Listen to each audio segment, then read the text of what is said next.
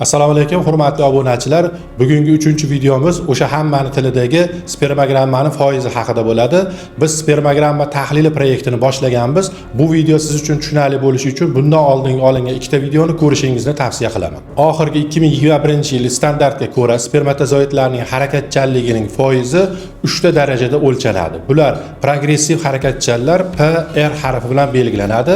Ikkinchisi non progressiv harakatchanlar deyiladi, NP bilan belgilanadi. Uchinchisi immotil, ya'ni harakatsizlar deb ataladi. Endi normada umumiy harakatchanlik bu o'sha PR bilan NP ni yig'indisi 42% da atrofida bo'lishi kerak. Buni ichida progressiv harakatchanlar esa 30% dan kam bo'lmasligi kerak.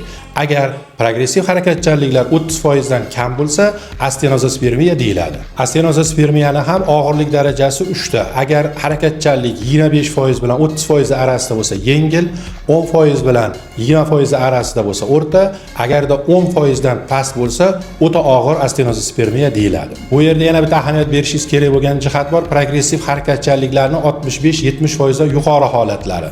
Bu holat adabiyotlarda alohida keltirilmagan, lekin klinik amaliyotda ahamiyatga ega. Qachonki spermatozoidlarda harakatchanligi foizi yuqori bo'lib, befarzandlik bo'lishi mumkin. Shu holatda biz androlog sifatida davolash ishlarini olib borishimiz kerak bo'ladi. Foizni hisoblaganda yana bir og'ir holat foizning hammasini nolligi. Bu total astenozospermiya bo'ladi.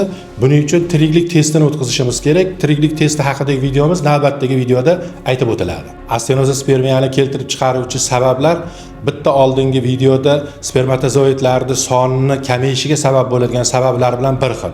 Shuning uchun bu videoda qaytarib o'tirmayman. Bitta oldingi videodan ko'rib olishlaring mumkin. Men sizlarga hozir agar astenozospermiya uchrasa, qanday algoritm bilan yo'l tutishlaringni qisqacha aytib o'taman. Birinchi o'rinda 2-3 marta qayta spermogramma o'tkazish kerak. Undan keyin oksidativ stressni tekshirishingiz kerak. Uchinchisida spermatozoidlarning DNK fragmentatsiyasini tekshirishingiz kerak. To'rtinchisi bu dopplerografiya o'tkazishingiz kerak, varikosel bor yo'qligini aniqlash kerak. Beshinchisi gormonal profilni tartibga solishingiz kerak. Oltinchisi infeksiya skriningini o'tkazishingiz kerak. Sababsiz aniqlamasdan antioksidant terapiya o'tkazish bu mantiqiy xato hisoblanadi. Biz o'z qimmatli vaqtimizni ayirib, siz uchun foydali bo'lgan ma'lumotlarni to'plab video olyapmiz. Siz buni qadrlash sifatida kanalimizga obuna bo'lsangiz xursand bo'lardik.